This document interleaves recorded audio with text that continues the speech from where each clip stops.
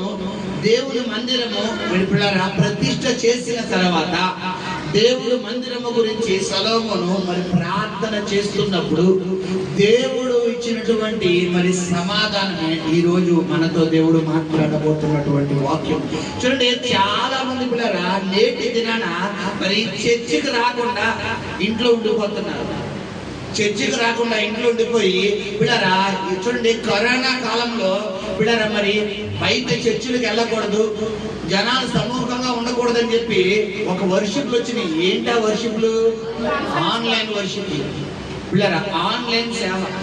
అంటే చర్చిలో ఆదివారం జరిగేటటువంటి ఆరాధన ఏదైతే ఉందో ఆ ఆరాధన ఎక్కడ డిస్ప్లే చేస్తారు పిల్లరా? ఆన్లైన్ లో చూపిస్తారు.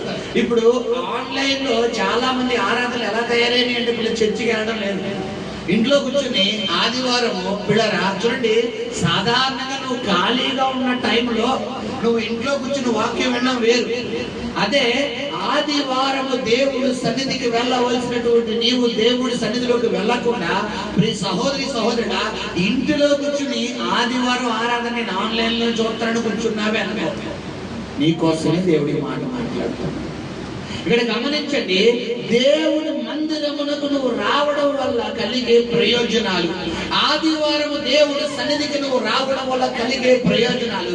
ఎందుకు ఆదివారం మనము దేవుడి మందిరానికి రావాలి? అసలు ఆదివారమే ఎందుకు రావాలి? మిగతా రోజులు ఎందుకు రాకూడదు? ఆదివారం రావడం వల్ల కలిగే ప్రయోజనాలు ఏంటి అనేది ఈ రోజు దేవుడి వాక్యం ద్వారా మనతో మాట్లాడుతున్నాడు. హల్లెలూయా. చూడండి, పాత నిబంధన గ్రంథము ప్రకారము పిల్లరా సంగారాధన ఎప్పుడు జరిగేదో తెలుసా పిల్లరా? శనివారం. సంగారాధన ఎప్పుడు జరిగేది? శనివారం. విశ్రాంతి దినము ఎప్పుడంటే శుక్రవారం. కానీ ఎప్పుడైతే యేసు ప్రభు వారు పిల్లరా శుక్రవారం నాడు ఆయన మరణించాడో ఆదివారం ఇంకను తెల్లవారుచుండగానే పిల్లరా ఆయన తిరిగి లేచి పిల్లరా గమనించండి పునరుద్ధరుడై మన మధ్యన ప్రత్యక్షమయ్యాడు. హల్లెలూయా. ఆయన మరణించిన రోజు శుక్రవారం అయితే ఆయన తిరిగి లేచిన రోజు ఎప్పుడు పిల్లరా? ఆదివారం. కాబట్టి ఆయన తిరిగి లేచిన రోజును మనం జ్ఞాపకం చేసుకునే నిమిత్తము సంఘారాధనలో ఎప్పుడు మనం పాలు పొందాలంటే సంఘముగా ఆదివారం. మిగతా ఈ 6 రోజులు నువ్వు సంఘంలో రాకపోతే నీ పర్సనల్, నీకు ఆశీర్వాదాలు ఎక్కువ కావాలి, నీ ఆత్మీయ జీవితంలో దీవెన పొందుకోవాలి, నువ్వు సమాధానంగా ఉండాలి, నువ్వు నెమ్మదిగా ఉండాలి, నువ్వు సమృద్ధిగా ఉండాలి, నీ కుటుంబంలో అన్ని ఆరోగ్యాలు, అన్ని సమాధానాలు, సమృద్ధి అన్ని మంచిగా ఉండాలంటే మిగతా 6 రోజులు రాకపోతే నీ పర్సనల్. బట్ బైబిల్లో దేవుడు ఏర్పాటు చేసిన 10 ఆజ్ఞల్లో ఒక ఆజ్ఞ ఏంటంటే పిల్లరా మరి 10 దినాలు 7 దినాలు ఇచ్చినటువంటి దేవుడు 6 దినాలు మన కష్టము, మన వ్యాపారం, మన ఉద్యోగం, మన పని చేసుకుని 7వ దినం ఎక్కడికి రావాలంట? దేవుడు సన్నిధికి రావాలి. విశ్రాంతి దినం. గమనించండి, ఎవరైతే నా విశ్రాంతి దినాన్ని నిర్లక్ష్యపరుస్తారో వారిని దేవుడు ఏమంటాడు పిల్లరా? క్షమించడు, త్రోసి వేసేస్తారు అంటున్నాడు ఆయన. గమనించండి, ఎవరి దేవుడి చేత త్రోసి వేయబడితే మనం ఎవరైనా ఆదరిస్తారా? ఎవరైనా మనం చేదరిస్తారా? ఎవరు చేరదీరు. గమనించండి, సో దేవుడు మందిరంలోకి ఎందుకు రావాలో మీకు చెప్పాను. రెండవదిగా అసలు దేవుడి మందిరంలోకి మరి వచ్చినప్పుడు పిల్లరా ఎటువంటి పరిస్థితులు ఉన్నామో మనం అనుకుంటాం. ఇక్కడ గమనించండి, సొలొమోను దేవుడు మందిరమును కట్టించినప్పుడు పిల్లరా మరి సొలొమోనుకు దేవుడు ప్రత్యక్షమై దేవుడు చెబుతున్నటువంటి కొన్ని మాటలు ఇక్కడ మనం చదువుకున్నాం. ఏంటి ఆ మాటలు అంటే చూడండి 12వ వచనము. అప్పుడు యెహోవా రాత్రియందు సొలొమోనునకు ప్రత్యక్షమై ఓకే ఇలాగు సెలవిచ్చెను, నేను నీ విన్నపమును అంగీకరించి. శ్రద్ధగా ఆలకించండి. ఎవరు విన్నపము ఎవరు ఆలకిస్తున్నారంట చెప్పాలి. ఇక్కడ సొలొమోను ఎవరు? ఇక్కడ సొలొమోను ఎవరు చెప్పండి? మనం సొలొమోను.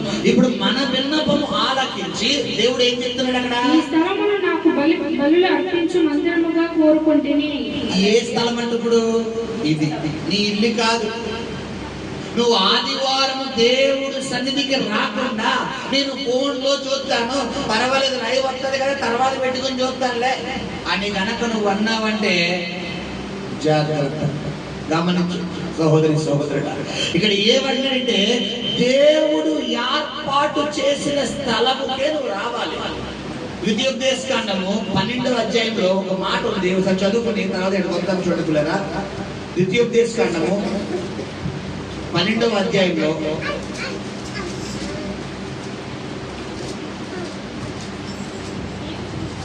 నీవు చూచిన ప్రతి స్థలమున నీ దహన బలులు అర్పింపకూడదు సుమి. నీ దహన బలులు అర్పింపకూడదు సుమి. చర్చ ఏదైనా ఒకటే కదండి, ఎక్కడైనా చర్చే కదా కాదు.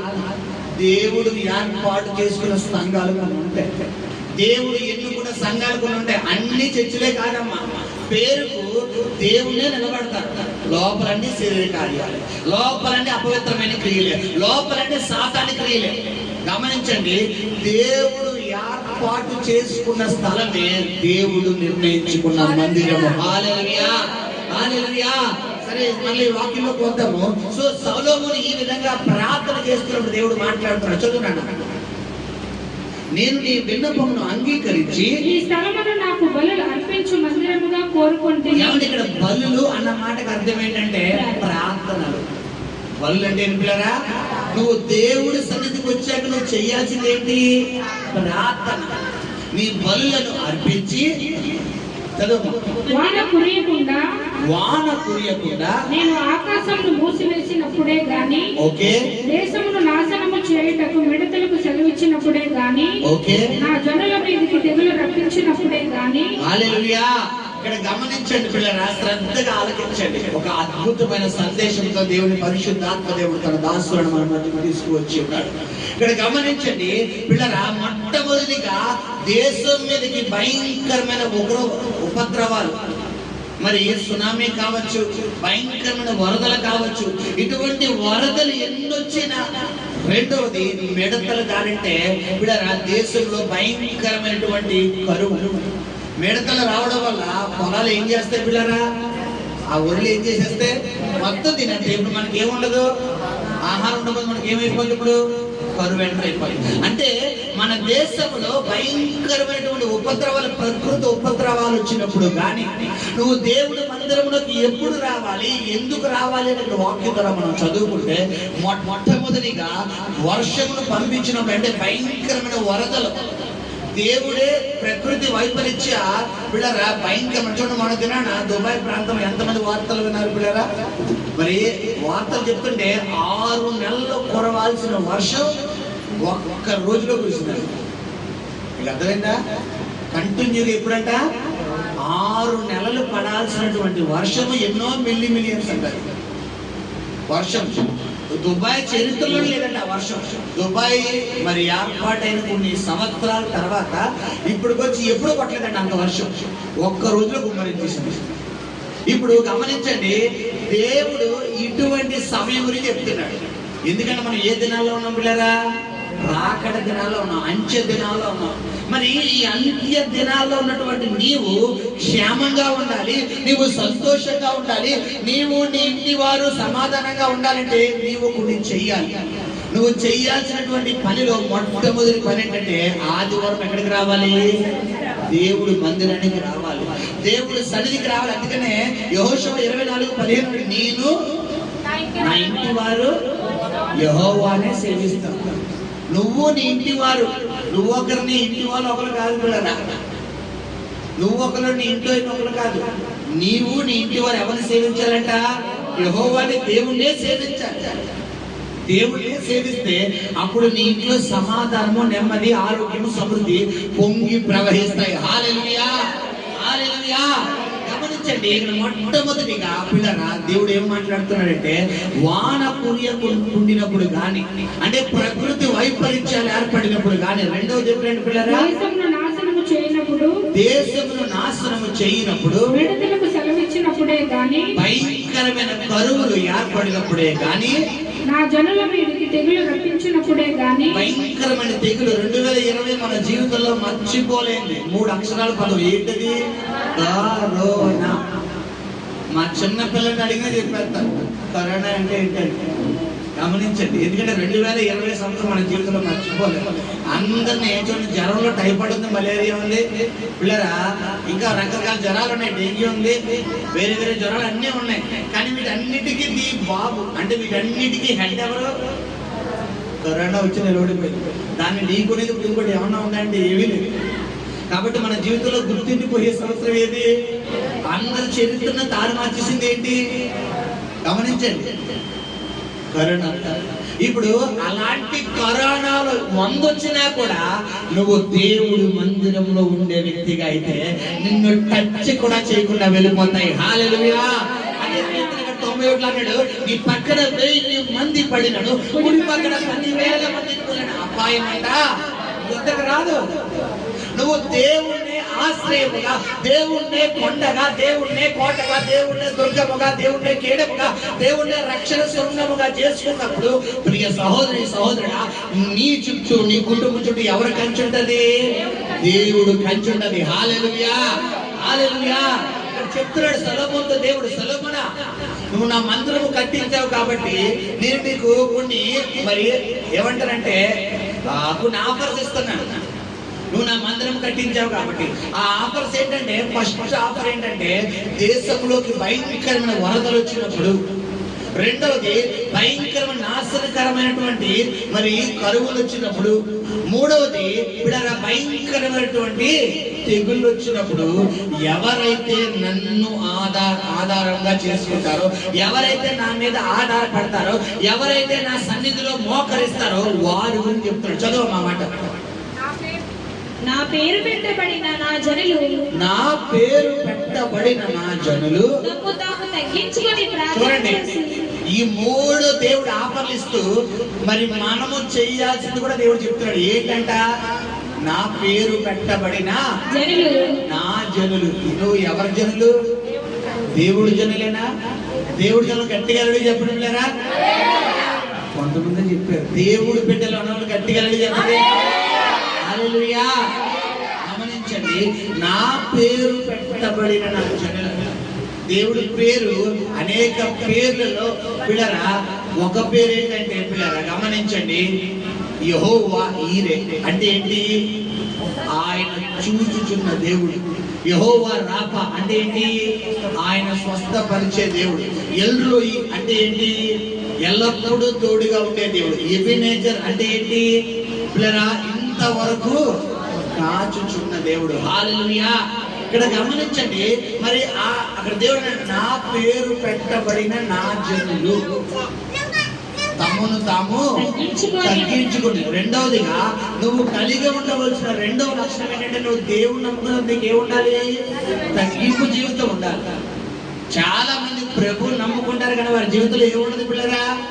తగ్గింపు స్వభావం ఉండదు. ఎప్పుడు కూడా హంగులు ఆర్పాటాలు, ఎప్పుడు గర్వంతో కూడిన మాటలు, అహంభావంతో కూడిన మాటలు. పిల్లరా చూడండి, ఒక ఇద్దరు కలిశారంటే వీరిద్దరు దేవుడి బిడ్డలు అయితే వీరిద్దరు మాటలు ఎలా ఉండాలంటే పిల్లరా, వీరికి ఎంత ప్రాఫిట్ ఉన్నా, వీరికి ఎంత వెనకాల ప్రాపర్టీ ఉన్నా, ఎంత ఆస్తి ఉన్నా, ఎంత అంతస్తు ఉన్నా, ఎన్ని బంగ్లాలు కార్లు ఉన్నా కానీ వీరు గనక దేవుడు మందిరంలోకి వచ్చినప్పుడు వీరి ప్రార్థన విధానం ఎలా ఉండాలి? నాకు ఏమీ లేదండి, I am ordinary, I am not ordinary, I am not నేను ప్రత్యేకమైన వ్యక్తిని కాదు, నేను ఒక సింపుల్ సిటీ వ్యక్తిని నిన్ను నువ్వు చూపించుకోవాలి. హల్లెలూయా. చూడండి, గతంలో మీకు నేను ఒక వీడియో గురించి చెప్పాను. ఒక మందిరము ఒక సహోదరి పిల్లరా ప్రతి శనివారం వచ్చి ఆమె పరిచయం చేసిందట. ఆ మందిరం శుభ్రంగా మాపించుకుని శుభ్రంగా మాపెట్టేసిందట. మొత్తం అంత వాసనలు మొత్తం కడిగేసిందట. అయితే ఆమె వచ్చే టైంకి ఇంకో కుర్రవాడు, ఇంకొక యవనస్తుడు వచ్చి ప్రార్థన చేసుకునేవాడు. ఈమె ప్రతి శనివారం వచ్చి పిల్లరా ఆమె దేవుడు పరిచయం చేయడం, అక్కడ పులిపేరుతో మొత్తం తుడిసేయడం, మొత్తం అన్ని తుడిచేసి మొత్తం మాపెట్టేసి పిల్లరా మరి ఆమె జీవితం చూసి, ఆమె తగ్గింపు జీవితం చూసి ఈయనంతటి ఈయన వెళ్ళి మీరు ఏం చేస్తుంటారు అని అడుగుతూ పిల్లరా ఆమెతో మరి పరిచయం పెంచుకుని ఏమన్నాడంటే, this is my visiting card, ఇది నా విజిటింగ్ కార్డు అని చెప్పి అనగానే ఓకే థ్యాంక్ యూ అని చెప్పి ఆమె ఏం చేస్తుంది? ఆ విజిటింగ్ కార్డు తీసుకుంటారు. సరే వెళ్ళిపోయిన తర్వాత మీకు ఏమైనా జాబ్ కావాలనుకుంటే, ఏం పిల్లరా మీకు ఏమైనా జాబ్ కావాలనుకుంటే నన్ను సంప్రదించు, this is my contact number అని చెప్పి పిల్లరా ఆమెకి ఇచ్చేస్తారు. ఓకే థ్యాంక్ యూ అని చెప్పి ఆమె స్మైల్ ఇస్తూ ఆ విజిటింగ్ కార్డు తీసుకుని తన పాకెట్ లో పెట్టుకుంటుందంట. సరే అయిపోయింది, పరిచర్య అయిపోయింది. ఇతడు ప్రార్థన చేసుకుని బయటకు వచ్చేసాడు, ఆమె ప్రార్థన చేసుకుని బయటకు వచ్చేసింది. ఈమె ప్రార్థన చేసుకుని బయటకు వచ్చేసిన తర్వాత ఈమె సరే అని చెప్పి మేము మామూలుగానే ఫ్రీ అయిపోయిన తర్వాత ఈమె BMW కారు తీసిందంట. ఏ కారు? ఎంతమ్మా కారు అది? ఎంత? చెప్పాను, కోటి ఉంటుందా? ₹1,00,000 కారు. ఈమె BMW కారు తీసుకున్నారా, ఆ కారు తీసి డ్రైవ్ చేద్దాం కదా. ఇప్పుడు విజిటింగ్ కార్డు ఇచ్చాడు చూడండి. ఈ కార్డు ఇచ్చినట్టు ఎంత అంటే ₹1,00,000 నాన్నగారు. ఈ కార్డు ఇచ్చినంత ₹1,00,000 నాన్నగారు వేసుకుని ఇప్పుడారా ఆ కారు అక్కడ ఉందంట, ఈమె కారు ఇక్కడ ఉందంట. ఈమె డైరెక్టర్ గా వెళ్ళి ఆ రావడమే ఆ కారు ఉండగా బటన్, ఆ లాక్ బటన్ నొక్కిందంట. స్టక్ మా సౌండ్ వచ్చింది. ఎవరని చెప్పి ఇలా దొరికితే ఈమె యువర్ కార్ డ్రైవర్ అంటే no no no this is my car అంటారు. ఆయనకి ఏమొచ్చేసింది? చెవులు వచ్చి పొగలు వచ్చేసింది. వెంటనే పొగలు వచ్చేసి దిస్ కార్ అని చెప్పి ఇలా ఇంగ్లీష్ మాట్లాడతారు. దిస్ ఈజ్ మై కార్ అని చెప్పి కార్ డోర్ ఓపెన్ చేసి డోర్ లోపల విజిటింగ్ కార్డ్ తీసిందండి తల్లి. ఆ విజిటింగ్ కార్డ్ తీసి ఆయన చేతిలో పెట్టగానే ఆ దేశంలోనే ఒక పెద్ద బిజినెస్ మ్యాగ్నెట్ యొక్క కూతురు అండి. ఆ బిజినెస్ లో అన్నిటికీ CEO అంటే ఎవరో సెంట్రల్ ఎగ్జిక్యూటివ్ ఆఫీసర్. మొత్తం ఆ దేశంలో ఒక పెద్ద సంస్థకు ఈమె అధినేత. గమనించండి, ఈమె వచ్చి చర్చిలో ఏం చేస్తుంది? మా పెడుతుంది. అయ్యగారికి ఏ కారు ఉంది? నానో కారు ఉంది. నానో కారు వేసుకొచ్చేసి బూట్ వేసుకుని వచ్చి this is my visiting card, if you any help please contact me అని చెప్పి 4 ఇంగ్లీష్ ముక్కలు తెచ్చుకుని ఏముందన్న. ఇప్పుడు గమనించండి, ఇద్దరిలో ఎవరు తగ్గింపు కలిగిన వాళ్ళు? BMW కారా నానో కారా?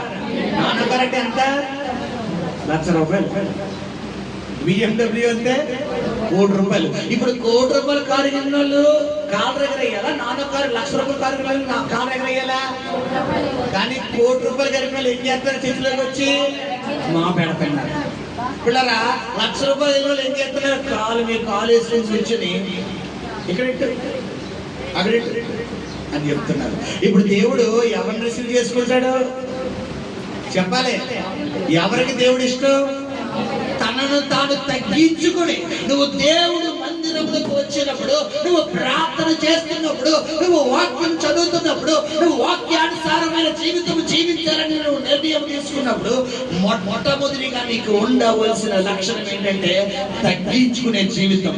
నీకు కోట్లు ఉండొచ్చు, నీకు బంగారం ఉండొచ్చు, నీకు ఆస్తులు ఉండొచ్చు, నీకు అంతస్తులు ఉండొచ్చు, నీకు బంగ్లాలు ఉండొచ్చు, ఏమైనా ఉండొచ్చు. ఎక్కడి దాకా? బయట. ఎక్కడ? Church out side. But inside ఎలా ఉండాలి నువ్వు? I am a normal person. నేను ప్రత్యేకమైన వ్యక్తిని కాదు, నాకు ఎన్ని ఉన్నా కూడా నా దేవుడి ముందు అన్ని కూడా బలాదులే అన్నట్టుగా ఉండాలి. హల్లెలూయా. ఇక్కడ దేవుడు అదే అంటున్నాడు, ఈ యొక్క 3 రకాలైనటువంటి తెగుళ్ళు దేశం మీదకి వచ్చినప్పుడు విడరా మరి దేవుడు చెప్తున్నాడు, నా పేరు పెట్టబడినటువంటి నా జనులను ఏం చేయాలంట? తమను తాము ఏం చేయాలి? నువ్వు దేవుడు బిడ్డగా నువ్వు జీవించాలంటే మొట్టమొదటిగా నీకు ఉండవలసిన లక్షణం ఏంటంటే తగ్గింపు జీవితం. నువ్వు తగ్గించుకోవాలి. నీకు ఎంత టాలెంట్ పర్సన్ అయినా, నువ్వు ఎంత వాకబులరీ కలిగిన వ్యక్తివైనా, నువ్వు ఎంత PhDలు PEDలు MScలు MComలు ఎన్ని చివరో 10 డిగ్రీలు ఉన్నా కూడా నువ్వు దేవుడు సన్నిధిలోకి వచ్చినప్పుడు ఎలా ఉండాలంటే నాకేమీ రాదయ్యా, నాకేమీ తెలియదు నాయన, ఏదైనా నీ కృప మాత్రమేనయ్యా. అందుకే దేవుడు వాక్యం తనను తాను తగ్గించుకున్నవాడు నాలో హెచ్చించకుండా తను హెచ్చించుకున్నవాడు. నువ్వు హెచ్చించుకున్నావు ఆయన ఏం చేస్తాడు? తగ్గించేస్తాడు. ఎవడు దావీదు హెచ్చించుకోవడం వాళ్ళ అన్నలు హెచ్చించుకున్నారా? కాబట్టి అన్నలు ఏం చేశాడు? దేవుడు సైడ్ చేశాడు. దావీదు ఏం చేశాడు? తగ్గించుకున్నాడు. కాబట్టి దేవుడు ఏం చేశాడు? 2 రాజ్యాలకి రాజుగా చేసేసాడు. హల్లెలూయా. కాబట్టి నీకు ఎంతున్నా నువ్వు దేవుడు బిడ్డగా జీవించినప్పుడు ఏమవ్వాలి? తగ్గింపు జీవితం. నీలో గర్వం రాకూడదు. కొంతమంది పిల్లరా ఏమీ లేనప్పుడు చాలా ఒబీడియంట్ ఉంటారు, చాలా వినయంగా, చాలా విధేయతగా, చాలా తగ్గింపు. నిజంగా తగ్గింపు జీవితం అంబాసిడెంట్ వెళ్ళారని చెప్పొచ్చు, ఏళ్ళే గుర్తింపు అనేది చెప్పొచ్చు. తగ్గింపు జీవితం ఎప్పుడైతే వీళ్ళ దేవుడు ఆశీర్వదించుకుంటూ దేవుడిని హెచ్చించుకుంటూ వస్తారో మీరు ఇప్పుడు జీవిత విధానం ఏమైపోతుంది పిల్లరా? మారిపోతాయి.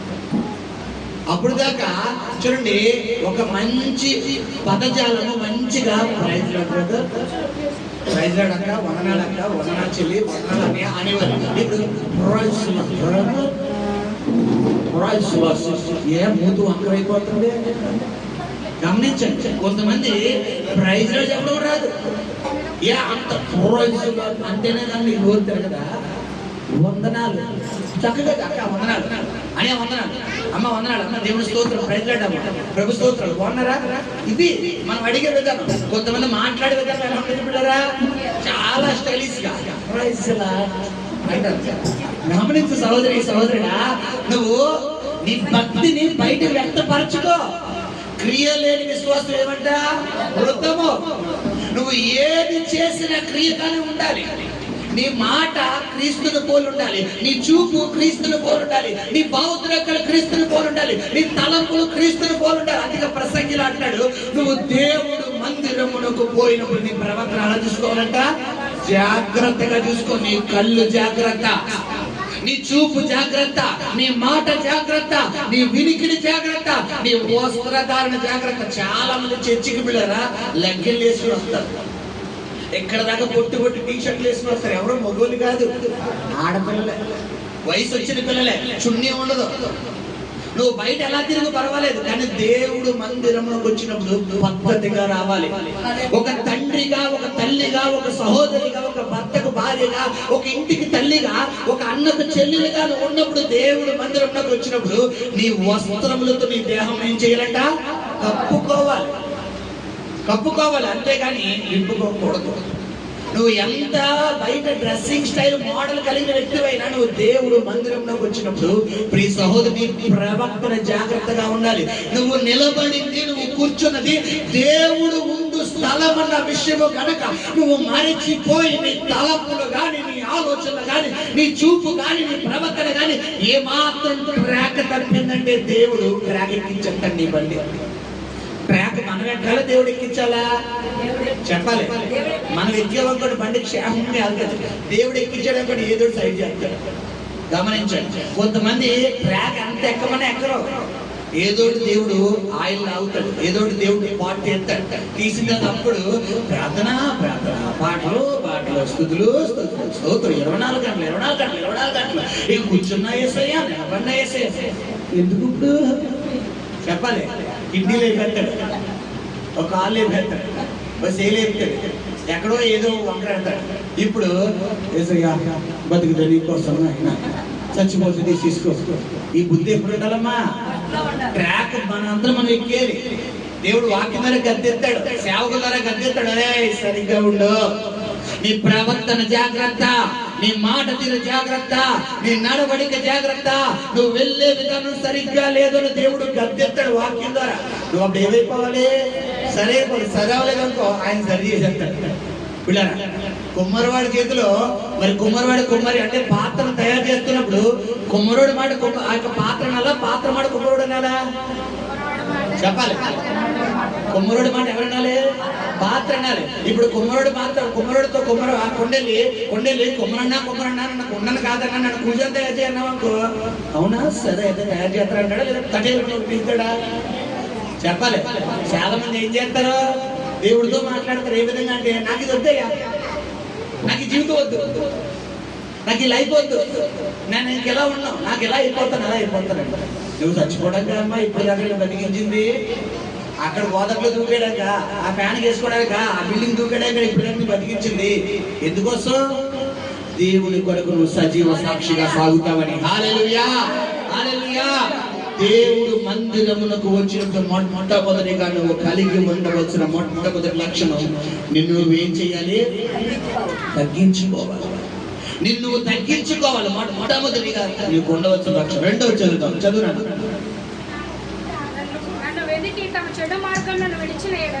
మైక్ లో చదవండి అమ్మా. ప్రార్థన చేసి నన్ను వెదికి తమ చెడు మార్గములను విడిచిన ఎడల. రెండవదిగా మొట్టమొదటిగా తగ్గించుకుని ప్రార్థన చెయ్యాలంట. రెండవది ఏం చేయాలంట? చెడు మార్గాన్ని విడవాలి. ఏ మార్గాన్ని విడవాలి బిడ్డారా?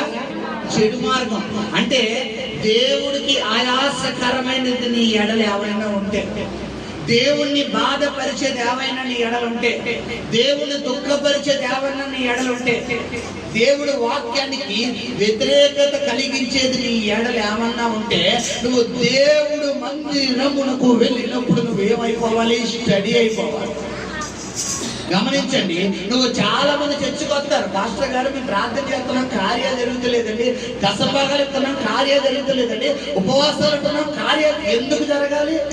ముందు నీ ప్రవర్తన సరిగ్గా ఉందా? నీ మాట విధానం సరిగ్గా ఉందా? నీ నడవడిక సరిగ్గా ఉందా? నీ ఆలోచన విధానం సరిగ్గా ఉందా? నీకు నచ్చినట్టుగా ఉంటున్నావా, దేవుడికి నచ్చినట్టుగా ఉంటున్నావా? నువ్వు నీ సెల్ఫ్ ను సాటిస్ఫై చేస్తావు. నీకు నచ్చితే మాట్లాడతావు, నీకు నచ్చితే ప్రార్థన చేస్తావు, నీకు జ్వరం వస్తే ప్రార్థన చేస్తావు. కొంతమంది చూడండి బిడ్డారా, జ్వరం వస్తే వెంటనే ఫోన్ ఎవరికి వచ్చింది? పాస్టర్ గారికి వచ్చింది. ఏమాత్రం జ్వరం లేదు, అంత హ్యాపీ అనుకోండి, ఫోన్ వస్తుందా? మళ్ళీ ఎవరెవరికి ఫోన్ చేయాలి? పాస్టర్ గారే విశ్వాసం. అమ్మా ఇంకా ప్రార్థన రాదంటే ఖాళీ లేదండి. ఏంటమ్మా ఖాళీ లేదని కొంతమంది, పెళ్లికి వెళ్తున్నాం కొంతమందికి, ఫంక్షన్కి వెళ్తున్నాం కొంతమందికి, బిడ్డరా అక్కడికి వెళ్తున్నాం ఇక్కడికి వెళ్తున్నాం కొంతమంది. ఇప్పుడు గమనించండి, నీకు ఎన్నున్నా నువ్వు దేవుడు సన్నిధికి రావాలి. హల్లెలూయా. గమనించండి, దేవుడు మందిరమునకు పోయినప్పుడు నువ్వు తీసుకోవాల్సిన జాగ్రత్తలు చెప్తున్నాను నేను. మొట్టమొదటిగా పిల్లరా ఏం చెప్తున్నానంటే తగ్గింపు కలిగి ఉండాలంట. నీకు ఎంత ప్రాపర్టీ ఉన్నా, ఎంత ఆస్తులున్నా, అంతస్తులున్నా, బంగ్లాలున్నా, నువ్వు దేవుడు మందిరంలోకి వెళ్ళినప్పుడు ఎలా ఉండాలి? తగ్గింపు స్వభావం కలిగి ఉండాలి. ఏమీ లేని వాడు పిల్లరా చూడండి, యేసు ప్రభు వారు కానుకలు పెట్టి జరిపించినప్పుడు 2 కానుకలు వేస్తున్నారు. ఎవరెవరు? ధనవంతుడు, దేవుడు ఎవరి కానుక శ్రేష్ఠుడని చెప్తున్నాడు. ఏంటి ధనవంతుడు 10,000 వేసాడు, పేదవరాలు 2 రూపాయలు వేసాడు. రూల్ ప్రకారం ఎవరికి ఎక్కువ? ధనవంతుడు ఎక్కువ. ఇప్పుడు ఎవరికి ఎక్కువ ప్రార్థన చేయాలి? కానీ యేసు ప్రభు వారు ఎవరిని కనపరుస్తున్నారు? ఏ తేడా ఏంటి చెప్పాలి? వారికి కలిగి ఉన్నంత వేసింది. నువ్వు దేవుడు మందిరములకు వచ్చినప్పుడు నువ్వు కలిగి ఉన్నంతగా నువ్వు అర్పణ తీసుకోవాలి. కయ్యను అర్పణ అర్పిస్తున్నాడు దేవుడికి, కానీ దేవుడు ఎవరు అర్పణ అంగీకరించాడు? ఏమండి? ఏబేలు దేవుడికి శ్రేష్టమైనది, క్రొవ్వినది, పిల్లరా మంచిది తొలిసూరు పుట్టినది జ్యేష్ఠతో తెస్తున్నాడు. బట్ కయ్యను ఏం చేస్తున్నాడు? కొంత ఇస్తున్నాడు. కొంతకి శ్రేష్టమైనకి తేడా ఉందా లేదా? నువ్వు దేవుడు సన్నిధికి వచ్చినప్పుడు ముందు నువ్వు అర్పణ అవ్వాలి. నీ కాను కాదా మాకు కావాల్సింది. కొంతమంది ఏం చేస్తారంటే చర్చికి రారు కానీ ఇదిగో నాకు కానుకేసే నా తరపున అంటారు. చాలా మంది నా తరపున ఏమేసే? కానుకేసే, నా తరపున వేసే. నువ్వు కానుక పంపించొచ్చేమో కానీ నువ్వు అంగీకరించబడతాడు. దేవుడు నిన్ను అంగీకరిస్తాడు. నువ్వు కావాలి ఆయనకి. హల్లెలూయా. కయ్యను అర్పణ తెచ్చాడు దేవునికి, ఏబేలు అర్పణ నచ్చింది దేవునికి. అర్పించు వాటి కంటే అర్పించు మనసు ముఖ్యం. అర్పించు వాటి కంటే అర్పించు మనిషి ముఖ్యం. కావాలి మొదట నీవే, ఇవ్వాలి మొదట నీవే, నీకిష్టమైనది కావాలి దేవుడికి. బలి అర్పణ కోరలేదు దేవుడు. ప్రభు మనసు తెలుసుకో, వాక్యాన్ని చదువుకో. హల్లెలూయా. నీ అర్పణ కావాల్సింది ఎవరు కావాలి? ముందు నువ్వు కావాలి. నీ అంతటి నువ్వు సమర్పించుకోవాలి ఆయనకి. అయ్యా ఈ దేహము నీ సొత్తు అయ్యా, ఈ దేహం నా సొత్తు కాదు నాయన. నా కనులు నావి కాదు, నా చెవులు నావి కాదు, నా శరీరం నాది కాదు, నా నేత్రం నాది కాదు, నా హృదయం నాది కాదయ్యా, నీది నాయన. నువ్వు ఏది చూడమంటే అది చూస్తాను, నువ్వు ఏది వినమంటే అది వింటాను, నువ్వు ఏది తాకమంటే అది తాకుతాను, నువ్వు దేని హృదయంలో భద్రపరచుకోమంటే అది భద్రపరచుకుంటాను, నువ్వు ఎక్కడికి వెళ్ళమంటే అక్కడికి వెళ్తాను. నీ చిత్తము కానిది చిత్తము లేదు నాకు వద్దు నాయన అని నువ్వు ఎప్పుడైతే దేవుడికి అర్పించుకుంటావో దేవుడు నిన్ను హేబేలు స్థానంలో పెట్టేస్తాడు. హల్లెలూయా. హల్లెలూయా. గమనించండి, రెండవదిగా తమ చెడు మార్గమును విడిచెట్టాడు. నువ్వు దేవుడి సన్నిధికి వచ్చినప్పుడు ఏం చేయాలి పిల్లరా? చెడు మార్గాన్ని వదిలేయాలి.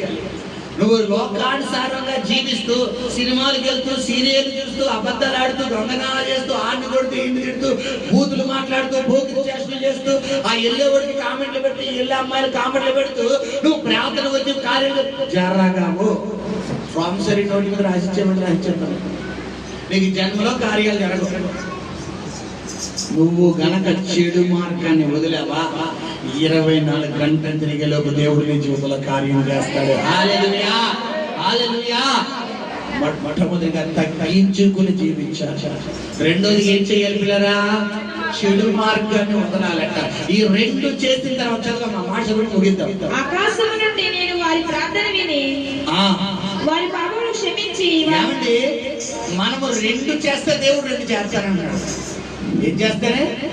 మనం రెండు చేస్తే దేవుడు ఏం చేస్తానంటాడు? చెప్పాలి, అందరూ చెప్పాలి. ఎన్ని చేస్తానన్నాడు? నువ్వు రెండు చేయాలి. అందులో ఒకటేంటి? ఒకటేంటి? తగ్గించుకోవాలి. రెండేంటి? చెడు మార్గాన్ని వదలాలి. నువ్వు ఈ రెండు చేస్తే దేవుడు నీకు రెండు ఇస్తాడు. అందులో ఒకటేంటి? చెప్పాలి. ఒకటి నీ ప్రార్థన ఏం చేస్తానంటున్నాడు? కాదు కాదు, అక్కడ ఉంది కదా, ప్రార్థన విని నీ పాపాన్ని ఏం చేస్తారంట? క్షమిస్తారు. నిన్ను నువ్వు తగ్గించుకుంటే, నువ్వు చెడు మార్గాన్ని విడిచిపెట్టి వచ్చేస్తే దేవుడు నీ జీవితంలో చేసే మొట్టమొదటి కార్యము నీ పాపాన్ని దేవుడు క్షమిస్తాడు. హల్లెలూయా. నువ్వు ఎంత ఘోర పాపం కావచ్చు, నువ్వు ఎంత భయంకరమైన పాపం కావచ్చు, చివరికి సిలువలో మరికొద్ది సేపట్లో ఆయన మరణించబోతున్నాడు అనుకున్న సమయంలో కూడా ఆయన ఏం చేస్తున్నాడు? సిలువలో ఆయనతో పాటు ముగ్గురు సిలువ వేయబడితే కుడి పక్కన దొంగతో ఏమన్నాడు? నేడు నీవు నాతో కూడా పరదేశంలో ఉండు అన్నాడు. ఇద్దరు దొంగలా కాదా? ఇద్దరు పాపలా కాదా? మరి పాపిని పరదేశంలో కొత్తని ఎలా అంటున్నాడండి? చెప్పాలి. అక్కడ పాప ఏమంటున్నాడు? యేసు, నువ్వు పరలోకానికి వెళ్ళినప్పుడు నన్ను జ్ఞాపకం చేసుకో అన్నాడు. గమనించు, ఇది జ్ఞాపకం చేసుకోన్నమాట సాధారణంగా వస్తుందా? పైగా ఈ ఎడవైపున దొంగతో కుడి పక్కన దొంగ అన్నాడంట. మనకైతే ఇది న్యాయమే. అంటే ఇతరులు ఏం కలుగుతుంది? పశ్చాత్తాపం. మనం తప్పే చేసాం, మనం పాపమే చేసాం, మనం చేసాం కాబట్టి మనం పనిష్మెంట్ అనుకుంటాం. కానీ ఏమి చేయలేదు. ఈయన ఏ పాపము చేయలేదు, ఈయన ఏ తప్పు చేయలేదు, ఈయన సిలువ వేస్తున్నారు అని చెప్పి మొట్టమొదటిగా మనకిది న్యాయమే అంటున్నాడు. రెండవది, ఆ కుడి పక్క ఎడం పక్కన దొంగను గద్దెత్తున్నాడట. రే ఎందుకురా ఆయన నోరేసుకున్నాడు? మొట్టమొదటి ఏమన్నాడు? నిన్ను రక్షించుకుని, నువ్వు దేవుని కుమారుడు అయితే నిన్ను నువ్వు రక్షించుకుని. ఈ రెండవడు ఏమంటాడు? నువ్వు పరలోకానికి వెళ్ళినప్పుడు నన్ను జ్ఞాపకం చేసుకోవయ్యా అంటున్నాడు. ఇద్దరులో ఎవరు మారు మనసు ఉన్నట్టు? రెండో వాడు. ఆడుతోనే దేవుడు మాట్లాడుతున్నాడు. అంటే గమనించండి, మరికొద్ది సేపట్లో క్రీస్తు చనిపోతున్నాడన్న సమయంలో కూడా ఆయన ఒక పాపిని క్షమించగలుగుతున్నాడు. హల్లెలూయా. మగ్దలేని మరియు 7 దెయ్యం అంటే 7 రకాల దురాత్మల చేత పీడించబడుతున్న వ్యక్తి, వ్యభిచారంలో పట్టబడిన వ్యక్తి, సమరస్త వ్యభిచారంలో పట్టబడిన వ్యక్తి, పిల్లరా ఇస్కరియోతు యూదా దొంగ. గమనించండి, మరి ఇన్ని పొరపాట్లు కలిగిన వ్యక్తులకి వెళ్ళి యేసుప్రభువారు ఏమన్నారు? మగ్దలేని మరి అందరూ రాళ్ళతో కూడా చంపుతున్న యేసుప్రభువారు ఏమన్నారు? మీలో ఎవడైనా పాపము చెయ్యకపోతే వచ్చి ఆ మీద రాయండి అంటాడు. ఎవరన్నా రాయి అంటాడా? రాయి ఒకవేళ అర్థం ఒకరిద్దరు వచ్చి ఉంటారు. ఎందుకేమో నా చెల్లెలు రాయా. కొంతమంది చూడండి, మామూలుగా ఉండదు బలుపు, మొత్తం దేవుడు కరిగించేస్తాడు. ఆయన దహించి చట్నీ. కొంతమందికి మామూలు కూడా పొగరు గర్వం, నేను వేసేస్తాను చూసుకో అని చెప్పి ఎలా అంటే, వేస్తావా? పలానా రమాయా, పలానా దేవియా, ఈ పిల్లలు ఎవరు లేరు కదా బిడ్డ, పలానా రమాయా, పలానా దేవియా, పలానా కావ్యాయా, పలానా ఆంజనేయులా వేస్తున్నావు కదా. ఉంటారా ఈడు మధ్యాహ్నం 3 గంటలకు గోడ దూకాడు, పలానా చోట పలానా అమ్మాయితో మాకు ఇలా తప్పు చేశాడు, ఇలా చేసాడు మొత్తం దేవుడు రాసేస్తాడు. ఏదో రాస్తున్నాడు, రాయి ఎత్తి ఇలా పట్టుకుంటే రా చూసాడు. చూస్తుంటే మనడు బయోగ్రఫీ అంతా ఎక్కడ రాస్తాడు ప్రభు? నేల మీద రాస్తాడు. అమ్మో, మనకెందుకు లేదు రాయ, మన స్టోరీ అంతా బయటకు వచ్చేసేలా ఉంది. మనం జాగ్రత్తగా అంతలా సైడ్ అయిపోవడం బెటర్ అని చెప్పి సైడ్ అయిపోయాడు. ఇంకొకటి వచ్చాడు, ఈ వేసేస్తాను చూడు, నేను ఏంటో తెలిసేస్తాను రాయి, నేను నీతి మంతులని చెప్పాను. నువ్వమ్మా గురువు కొద్దిగా రా, నువ్వు కదా అని చెప్పి మనోడు ఎక్కడ దూకాడు, ఎక్కడ కూర్చున్నాడు, ఎక్కడ ఉన్నాడు మొత్తం రాసేస్తాడు. బయోగ్రఫీ అంతా రాసేస్తాడు. నేను కూడా చూస్తానని చెప్పి రాసేలా చూస్తాను. చూస్తుంటే మొత్తం స్టోరీ అంతా కానీ అయ్యో బాబోయ్, ఈయన మామూలుడు కాదురా బాబు, మనకెందుకు వచ్చింది ఆ రాయి, అది పడేయాలి అని చెప్పి ఇప్పుడు రాయడానికి అక్కడ ఒక్క వ్యక్తి ఎలిజిబుల్, ఎవరైనా ఆయన రాయి వేసాడా, రాయి తీసాడా? రాయి వేయడానికి వచ్చాడా, తీయడానికి వచ్చాడా? చెప్పాలా చెప్పాలా? నిన్ను క్షమించడానికి వచ్చిన దేవుడు ఆయన. హల్లెలూయా. నీపై నేనే నిన్ను క్షమించగా నీపై నేరం మోపేవాడు ఎవడు అన్నాడు. హల్లెలూయా.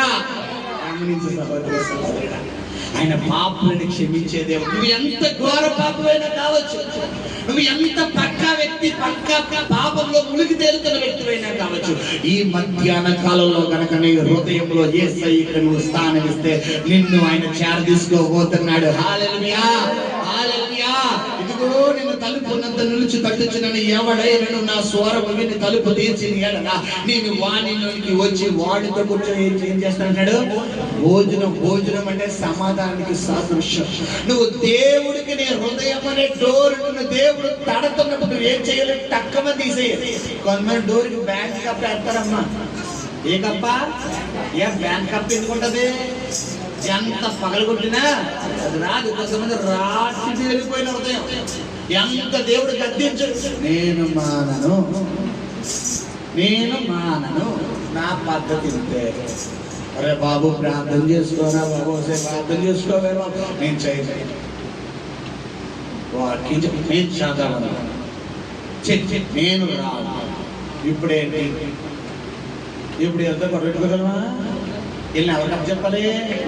ఆయన సూపర్ లాయర్ మన దేవుడు. మామూలు లాయర్ అండి, ఆయన ప్రతిదీ తెలుసు. ఎక్కడ వెళ్ళాలి, ఎక్కడ ఇచ్చేయాలి, ఎక్కడ సొంటి పెట్టి అంటే ఎవరు తెలుసు? అన్నీ తెలుసు. సొంటి పెట్టి ఎలా ఇట్టాడు.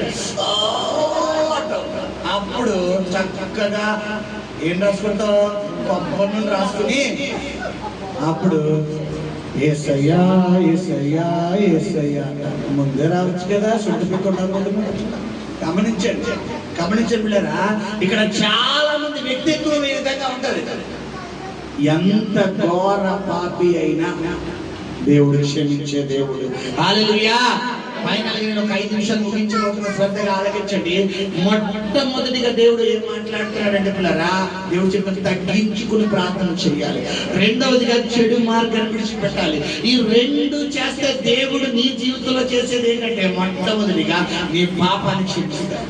నువ్వు ఎటువంటి పాపివైనా పర్వాలేదు, నువ్వు ఒక వ్యక్తిని చంపేసినా, నువ్వు భయంకరమైన పాపాలు చేసిన, భయంకరమైన శరీర కార్యాల్లో మునిగి తేలిపోయినా పర్వాలేదు, ఏం పర్వాలేదు. అయితే నువ్వు క్షమించబడిన తర్వాత మరలా ఇందులోకి వెళ్ళకూడదంట. ఆ జీవితంలోకి వెళ్ళకూడదు, ఆ పాపపు జీవితంలోకి వెళ్ళకూడదు. మళ్ళీ దేవుడు క్షమించేస్తున్నాడు కదా, కృప ఉంది కదా అని చెప్పి పాపము చెయ్యొచ్చు కదా అనుకుంటే నీ ఆత్మ అడిగెళ్ళదంట, పరలోకానికి వెళ్ళిపోతే నిత్య నరకాన్ని, అక్కడ అగ్ని ఆరదు, గమనించి. కాబట్టి దేవుడికి భయపడు. మొట్టమొదటిగా పాపమును క్షమిస్తాడు. రెండోది ఏంటంట? దేశము అన్న మాటలు అర్థం ఏంటంటే, కుటుంబముని ఏర్పరచుకోవచ్చు, వ్యక్తిత్వాన్ని సింగులర్ గా ఏర్పాటు చేసుకోవచ్చు, నీ ప్రాంతాన్ని ఏర్పాటు చేసుకోవచ్చు.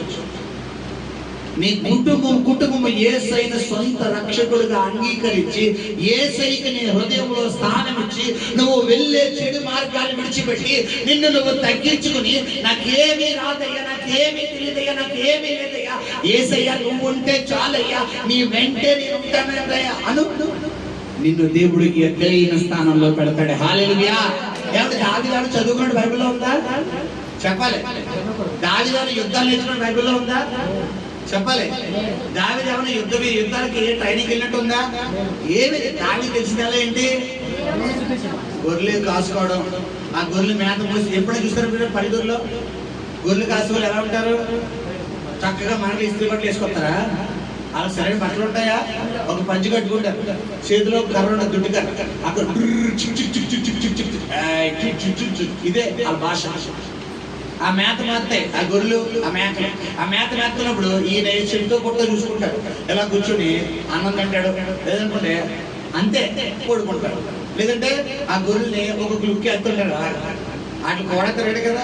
ఇప్పుడు దావీదు కూడా స్టోరీ అంతే. కాకపోతే మిగతా గొర్రెల కాపరికి దావీదుకి ప్రత్యేకత ఉంది. ఏంటో తెలుసా? మిగతా గొర్రెల కాపరి అంతా తిన్నావా పడుకున్నావా, తిన్నావా పడుకున్నావా, తిన్నావా పడుకున్నావా, కాసేవా వచ్చేసాం అంతే. దావీదు బ్యాచ్ అధికారి స్తుతిస్తాడు స్తుతిస్తాడు స్తుతిస్తాడు. ఖాళీగా ఉంటే చాలు కీర్తనలు. అందుకే 150 కీర్తనలు దావీదు రాసిన కీర్తనలు ఏంటంటే ఆపబ్ది అంటే 75 కీర్తనలు దావీదే రాసేసాడు. హల్లెలూయా. దావీదుకి సంతోషం వస్తే చాలు కీర్తన, దావీదుకి బాధ వస్తే చాలు కీర్తన, దావీదు పాపంలో పడిపోతే చాలు కీర్తన, దావీదుకి సంబరం వస్తే చాలు కీర్తన. ఎక్కడ కావాలంటే అక్కడ కీర్తన కీర్తన కీర్తన అంటే ఏంటమ్మా? సాంగ్ రాసేస్తున్నాడు. యెహోవా నా కోట, యెహోవా నా దుర్గము, యెహోవా నా శృంగం, యెహోవా నా ఆధారం, రక్షణ సంఘము, నా శైలము, నాకు ఆధారం నీవే.